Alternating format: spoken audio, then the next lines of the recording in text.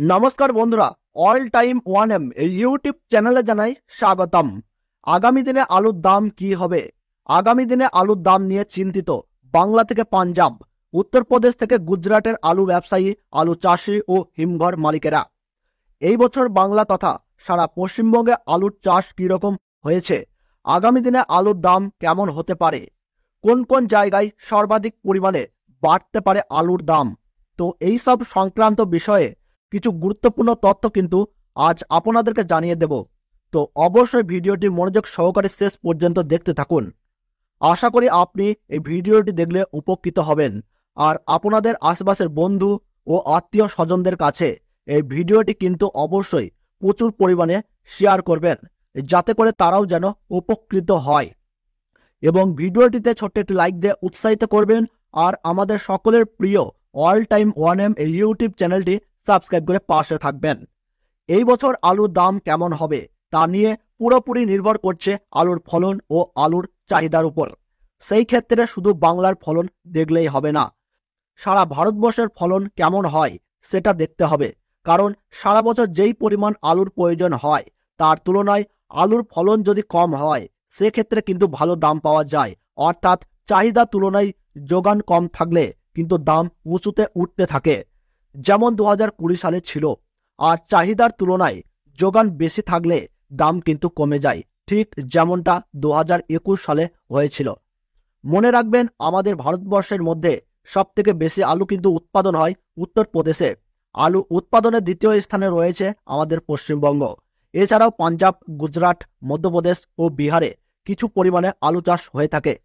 ভারতের বিভিন্ন রাজ্যে যেখানে আলুর উৎপাদন হয় না সেই সমস্ত রাজ্যের বাজারগুলিতে আলু বিক্রির ক্ষেত্রে আলু উৎপাদনকারী রাজ্যে একটা প্রতিযোগিতা চলতে থাকে।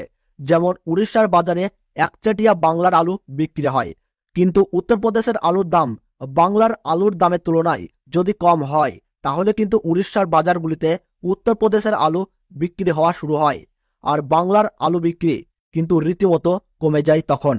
এবার আসি এই বছর সারা দেশে আলু চাষ কেমন হয়েছে সেই প্রসঙ্গে। সারা দেশে কত পরিমাণ জমিতে আলু চাষ হয়েছে বা গত বছরের তুলনায় চাষ কতটা কম হয়েছে বা বেশি হয়েছে তা কিন্তু নিশ্চিত করে বলা একদমই সম্ভব নয়। কারণ এর কোনো নির্ভরযোগ্য তথ্য আমাদের দেশে কিন্তু কোথাও নেই। যেসব তথ্য পাওয়া যায় তা কিন্তু নিজ এলাকার আলু ব্যবসায়ী ও কৃষকদের আনুমানিক তথ্য। কিন্তু সূত্র মারফত জানা যাচ্ছে এই বছর আগের বছরের তুলনায় আলু চাষ কিন্তু সামান্য পরিমাণে কম হয়েছে। প্রাকৃতিক বিপর্যয়ের প্রভাবে পশ্চিমবঙ্গ সহ উত্তরপ্রদেশের আলু চাষ ও ফলন কিন্তু কমের দিকেই, যদিও উত্তরবঙ্গের ফলন বিগত বছরের মতোই কিন্তু হয়েছে। আগামী দিনে আলুর দাম কি হবে তা নিয়ে কিন্তু বলা সম্ভব নয়, তবে আপনাদেরকে কিছু গুরুত্বপূর্ণ তথ্য জানিয়ে রাখতে পারি। যেমন উত্তরপ্রদেশ ও পশ্চিমবঙ্গের দক্ষিণবঙ্গের প্রায় প্রত্যেকটি জেলাতেই এই বছর কিন্তু আলুর ফলন অনেকটাই কম এবং উত্তরবঙ্গ থেকে এবছর 35 লক্ষ মেট্রিক টন আলু সরাসরি বাংলাদেশ সরকার নিয়ে নিচ্ছে। এছাড়াও আগামী কিছুদিনের মধ্যেই বাংলাদেশ কিন্তু আরও উত্তরবঙ্গ থেকে আলু নিতে চলেছে। এর ফলে উত্তরবঙ্গের বাজারগুলিতে এখনই কিন্তু আলুর চাহিদা আকাশ ছোঁয়া হয়ে পড়েছে। বস্তাপ্রতি আলুর দাম কিন্তু হুড়মুড়িয়ে বাড়ছে। এছাড়াও আসাম, নেপাল ও ভুটানেও কিন্তু উত্তরবঙ্গের আলু প্রচুর পরিমাণে পাঠানো হচ্ছে।